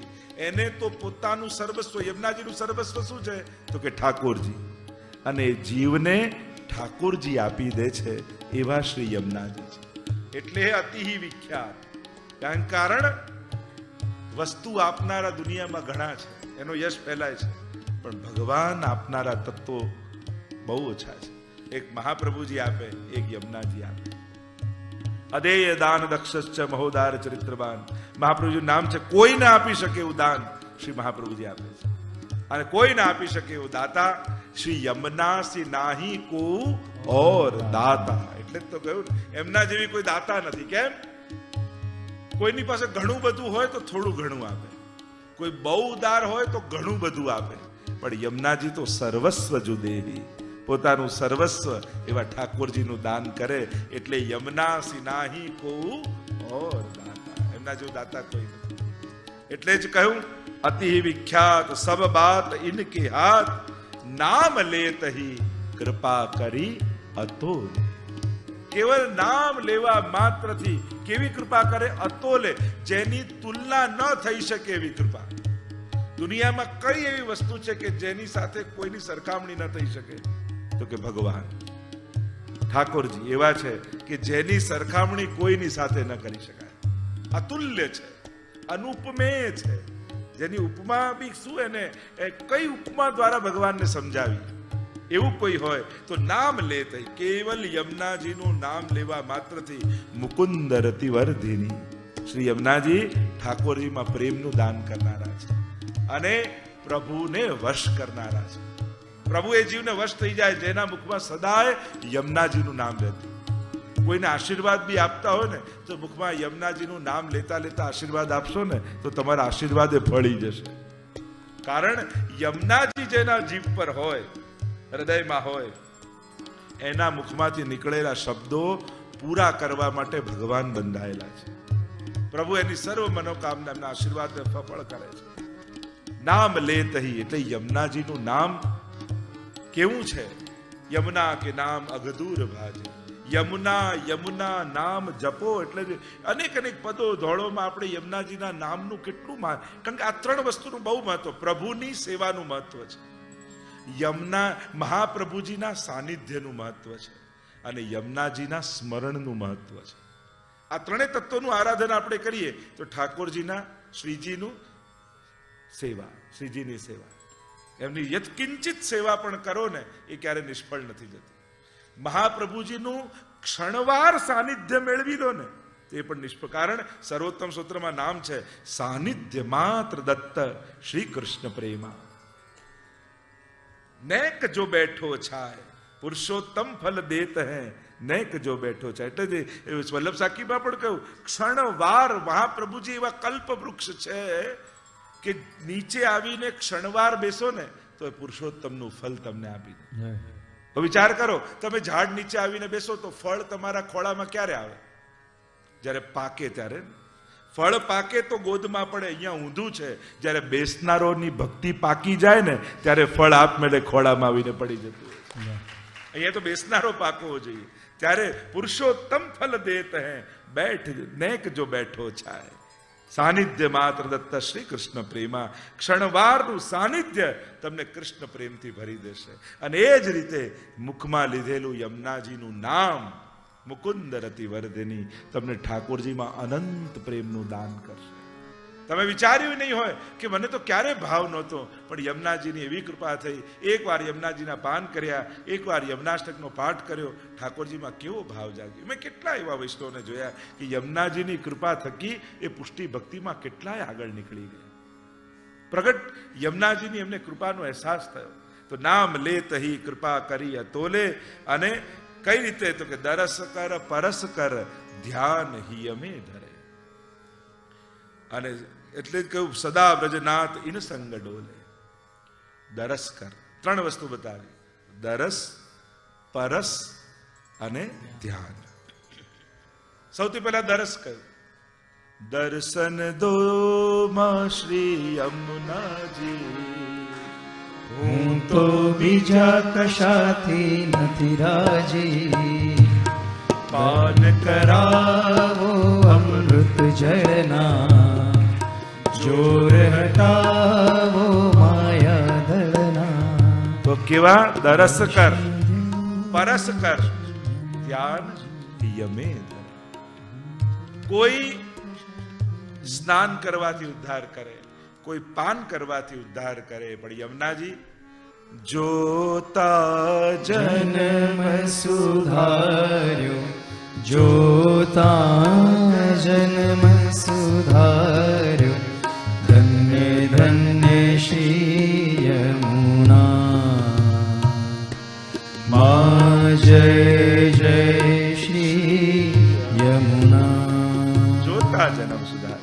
દર્શન થઈ જાય. ઢાય કે જાય જો શ્રી યમુના તીરે, દોડીને જાઓ. એના ભાગ્યનું શું કહીએ? તટ તેમાં જઈને શું થશે? એ થશે કે જે ત્યારે ક્યારે વિચાર્યું નહીં હોય એવું આ તટમાં છે. જોતા જન્મ સુધાર્યા.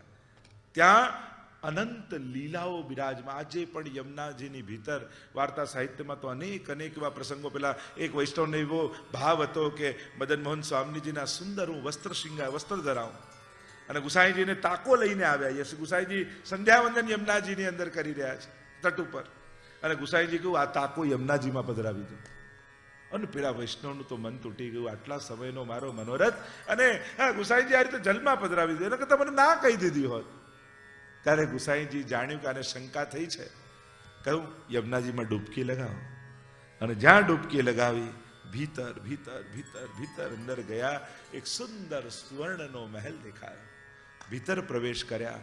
રત્નો જડિત સુંદર દ્વારો દેખાય છે, અને દ્વારોમાંથી અંદર પસાર થતા થતા ભીતર ગયા તો સોનાના સિંહાસન પર જે વસ્ત્ર એણે ધર્યું હતું, આપ્યું હતું ભેટ, એ વસ્ત્ર પહેરી ઠાકોરજી અને સ્વામીજી ત્યાં સુંદર વિહાર કરી રહ્યા છે. અને એને દર્શન થયા કે ગુસાઈજીએ જલમાં પધરાયું નથી, યમુનાજીના હસ્તમાં આપ્યું, અને યમુનાજીએ વસ્ત્ર શૃંગાર સિદ્ધ કરી યુગલ સ્વરૂપને ધરાવ્યા છે. આ ભાવ આપણે જાય તો આ બધી લીલાઓ શ્રી યમુનાજીમાં બિરાજમાન છે, પ્રગટ છે. એટલે જ અહીંયા કહ્યું કે અતિહી સુખ કરન દુઃખ દરસ કર પરસ કર ધ્યાન હિયમે ધરે. તો દરસ કરો, સ્પર્શ કરો. સ્પર્શ જ્યારે આપણે હાથમાં લઈએ છીએ, ચલ જો ભાગ્ય વિધાત્રી યમુનાજી કહીએ છે ને, ભાગ્ય સૌભાગ્ય શ્રી યમને જો દે. તમે હાથમાં યમુનાજલ લો છો ને, તમારા ભાગ્યની રેખા હોય છે ને, એમાં જેટલા દુઃખોની મલિનતા હોય ને, એ જલ લેતા જ બધું યમુનાજી ભૂસી નાખે છે. એવા શ્રી યમુનાજી. તો એ જ્યારે હાથમાં લઈને પાન કરો છો, ત્યારે તમે જલનું પાન નથી કરતા, તમારા સૌભાગ્યનું પાન કરો છો. કારણ કે ભાગ્ય સૌભાગ્યના દાત્રી યમુના. સંસારનું મળે ભાગ્ય, ભગવાન મળે સૌભાગ્ય. ધારેલું આપણું થાય એ ભાગ્ય, અને ધારેલું ભગવાનનું થાય એ સૌભાગ્ય. સીધા પ્રભુ કૃપા કરે એ ભાગ્ય, પણ શ્રી વલ્લભ રૂપે મળે એ સૌભાગ્ય. એવું અનેક રીતે આપણે જોઈ શકીએ કોણ ભાગ્ય અને કોણ સૌભાગ્ય, પણ આ બંનેના દાત્રી શ્રી યમુનાજી છે. અનેક ભાગ્ય સૌભાગ્યની જો આખી ચર્ચા કરવા જઈએ તો ઘણી રૂપે ભાગ્ય આપે અને સૌભાગ્ય આપે. જ્યારે પ્રભુ ભગવાન રૂપે મળે તો ભાગ્ય છે, પણ પ્રભુ પ્રિયતમ રૂપે કૃષ્ણ રૂપે મળે એ સૌભાગ્ય છે. સર્વદા સર્વભાવે ન ભજનીય. આપણે દાસ રૂપે મળીએ તો ભાગ્ય, પણ વ્રજભક્ત રૂપે પ્રભુને મળીએ સૌભાગ્ય છે. અનેક રૂપે ચર્ચા કરી શકાય. તો ભાગ્ય સૌભાગ્યના દાત્રી તો યમુનાજી કેવા છે? તો કહ્યું દરસ કર પરસ કર, સ્પર્શ કરીએ. અને એમાં પણ જો ચિત્ર સ્વરૂપે યમુનાજી બિરાજતા હોય, લોટીજી રૂપે બિરાજતા હોય, યા ત્યાં જઈને યમુનાજીના પાન કરવાના હોય, આપણે પાન કરીએ, મસ્તક પર ધરીએ, નેત્રો પર લગાડીએ, અનેક ભાવો આપણે ત્યાં સ્પર્શના થાય છે. આપણે ત્યાં સ્પર્શનું બહુ મહત્વ છે. એટલે જ ચરણ સ્પર્શ કહીએ છીએ ને આપણે, એ સ્પર્શ દ્વારા. નહીં તો કેવલ દર્શન માત્રથી પણ કૃપા છે. તો વિચાર કરો, જેના દર્શનથી આવી કૃપા થતી હોય તો એના સ્પર્શથી શું થાય, એના રચથી શું થાય? અનેક ભાવનાઓ આપણે ત્યાં, અનંત ગૂઢ ભાવો ત્યાં બતાવવામાં આવ્યા છે. દરસ કર સ્પરસ કર અબ ધ્યાન હિ અમે ધરે. ચિત્તમાં જ્યારે એમનું સ્મરણ કરો છો, જ્યારે પણ કોઈને યાદ કરો છો ને, ત્યારે એનું એક સ્વરૂપ, જે મનોમય મૂર્તિ છે એ હૃદયમાં. મૂર્તિઓના અનેક પ્રકાર, 8 પ્રકારની પ્રતિમા કહી, એમાં એક મનોમય પણ પ્રતિમા કહી છે. એનું મનોમય સ્વરૂપ એટલે ચિત્તમાં ઉત્તમ મનોરથોનો વિચાર કરો. આપણે શું કરીએ? કંઈ પણ મનોરથ કરતા પહેલા આપણું સામર્થ્ય વિચારી લઈએ. આપણી પાસે તો ક્યાં આવા સાધન, આપણી પાસે તો ક્યાં એવી સગવડતા. આવું શા માટે મનોરથ કરવામાં, શા માટે કંજૂસી કરવી? હું તો હંમેશા કહું ને, પોતાનું સામર્થ્ય જોઈને મનોરથ નહીં કરો, ઠાકોરજીનું સામર્થ્ય જોઈને મનોરથ કરો. તમે જેનો મનોરથ કરી રહ્યા છો ને, એ પ્રભુ સર્વ સમર્થો હિ તતો નિશ્ચિત તતામ હૃદય. એ સર્વ સમર્થ છે. એને તમારા હાથે મનોરથ કરાવો હશે ને તો ક્ષણની વાર નહીં લાગે. અને એટલા માટે જ્યારે પણ વિચારો ને ત્યારે સુંદર અને ઉત્તમ વિચારો, અલૌકિક વિચારો, પ્રભુ સંબંધી. પોતાના દોષ, પોતાના અવગુણ, પોતાની અનાવડાત એનો વિચાર નહીં કરવા. વિચાર કરવામાં પણ પોતાના દોષો શા માટે વિચારવા? ત્યારે તો ઉત્તમ ભગવદીઓ જો મનોરથ કેવા કરવા 84,252 વૈષ્ણવ પાસેથી શીખવાનું. જ્યારે વલ્લભ મળ્યા, ગુસાઈજી મળ્યા, પ્રભુ મળ્યા, ત્યારે એમણે કેવા મનોરથો કર્યા, એમની પાસેથી એ શીખો. આપણા તો પથદર્શક કોણ છે? આપણા વૈષ્ણવો જ ને. આપણે 84,252 વૈષ્ણવો જ. એમણે કેવો લાભ લીધો, એમણે કેવો આનંદ આપ્યો અને લીધો, એ બંનેની વાત છે. તો દરસ કર પરસ કર ધ્યાન હિયમે ધરે તો શું થાય? તો કહ્યું કે સદા વ્રજનાથ ઇન સંગ ડોલે. તો સદાય ઠાકોરજી એ યમુનાજીની સાથે ડોલી રહ્યા છે. અતિ હિ સુખ કરન દુઃખ સબન કે હરન. અતિ સુખ કરન, સુખ કરન તો બધાય હોય, આ તો અતિ સુખ. કારણ આ કેવલ લૌકિક સુખ નથી આપતા, અલૌકિક સુખનું, રાસાદિક સુખનું. દેત તારી કર લેત ઝટકે. એટલે જ 41 પદમાં કહ્યું કે રાસ ચાલતો હોય, જીવની ગતિ થઈ ભગવત ધામમાં, પણ હજી રાસનો અધિકાર અને સંપાદન નથી થયો. એટલે દૂર ઉભો ઉભો ગોપી સ્વરૂપે તાપ કરતો હોય કે આ રાસના દર્શન મને થઈ રહ્યા છે, પણ આ રાસનું સુખ મને ક્યારે મળશે? અને યમુનાજી રાસ કરતા હોય અને કરતા કરતા કોઈનું ધ્યાન આ જીવ પર નથી જતું, પણ યમુનાજીનું ધ્યાન ગયું. અરે આ સખી રાસ વગર ઉદાસ છે, લાવ એના પર કૃપા કરું. અને કુંડાળું ફરતું ફરતું જ્યારે યમુનાજી એની નિકટ આવે એટલે દેત તાળી કર લેત ઝટકે. તાળી કરી એને ઈશારો કરે, એ હાથ લાંબુ કરે ને એનો હાથ પકડી ઠાકોરજીના હાથમાં આપી દે. આવી કૃપા શ્રી યમુનાજી કરે. એટલે કહ્યું અતિ સુખ કરન. સુખ કરન તો ઘણા છે, પણ યમુનાજી તો અતિ, એટલે કે જીવે વિચાર્યું ન હોય એવા સુખનું દાન શ્રી યમુનાજી કરે છે. આપણા વિચાર છે ને બહુ અલ્પ છે, કારણ કે આપણે જીવ છીએ ને, જીવ બુદ્ધિ છે, એટલે જીવ જેવું જ વિચારીએ છીએ. આપણો વિચાર કેવો થાય? જેવો છે એવું વિચાર. આપણે જીવ છીએ એટલે જીવ જેવું વિચારીએ છીએ, પણ જે દિવસે યાદ આવશે હું વ્રજભક્ત છું તો વ્રજભક્તો જેવું વિચારીશ. યમુનાજી જ્યારે સુધી કરાવશે કે તું જીવ થોડી છું, તું જીવ છું, પણ લીલાનો જીવ છું, સંસારનો જીવ નથી. તું લીલાનો જીવ છું, તું વ્રજભક્ત છું, તું ગોપી છું. અને જ્યારે ગોપી જેવું વિચારશો તો ગોપી જેવું પામશો. લૌકિક જેવું વિચારશો જીવ જેવું, તો જીવ જેવું પામશો. અને એટલા માટે વિચાર કરો ત્યારે જીવ બનીને નહીં, ભક્ત બનીને, દૈવી જીવ બનીને. તો અહીંયા કહ્યું અતિ હિ સુખ કરન ઓર દુઃખ સબન કે હરન. બધાના દુઃખો હર. કારણ કે બધાના દુઃખો, સંસારીઓના દુઃખો જુદા છે, ભગવદીઓના દુઃખો જુદા છે. એટલે જ ત્યાં વાત સત્સંગમાં સાચા દુઃખનું ભાન થશે ને તો કલ્પિત દુઃખો બધા જતા રહેશે. સાચું દુઃખ કયું છે? ભગવાન કૃષ્ણથી વિકુટા પડે અનંત જન્મોનો અંતરાય થયો છે. એ તાપ સાચું દુઃખ કયું છે? યચ્ચ દુઃખમ યશોદાયા નંદાદિનાંચ ગોકુલે ગોપિકાનામ તુ યદ દુઃખમ તદ દુઃખમ શાન મમ ક્વચિત. જેવું ગોપીઓને દુઃખ થયું, નંદ યશોદાને થયું, એવું દુઃખ મને થાય એમ મહાપ્રભુજી કહે છે. આ સાચું દુઃખ છે, આ આત્માનું દુઃખ છે. અને જ્યારે આ જીવાત્માના દુઃખનો અનુભવ થશે ને ત્યારે આ દેહના દુઃખો ભૂલાઈ જશે અને એ દુઃખ સુધી પહોંચવાનું છે. યા પરમ આનંદ મિલનના આનંદ સુધી પહોંચી જાઓ, યા પરમ વિપ્રયોગના દુઃખ સુધી પહોંચી જાઓ. આ બંને લક્ષ્ય છે. આ બંનેમાંથી એકમાં પહોંચશો ને તો બીજું આપમેળે મળી જશે. આ તો લટપટિયા જેવું છે, એકમાં બેસું તો બીજું આપમેળે ઓછું થાય. આ એવું છે, આ એક મળતા એક સિક્કા જેવું છે. કિંગ મળ્યો તો ક્રોસ પાછળ જ છે, વિપ્રયોગ મળ્યો તો સંયોગ થશે, સંયોગ થશે તો વિપ્રના સુખનો અનુભવ પ્રભુ કરાવશે. આ બંને એક સાથે જ આવે છે અને ત્યારે જ પૂર્ણ મળ્યું કહેવાય. તો અતિ સુખ કરન દુઃખ સબન કે હરન. કોનું કેવું દુઃખ? જેવો જીવ એવું એનું સુખ, એવું એનું દુઃખ. દરેકના સુખ દુઃખની માત્રા અને કારણો જુદા હોય છે. એની ઘણી ચર્ચા, અત્યારે સમય અભાવ છે તો યેહી લીનો પરન દેજુ કોલે. અને આજ પ્રણ લઈ યમુનાજી ભૂતલ પર આવ્યા છે.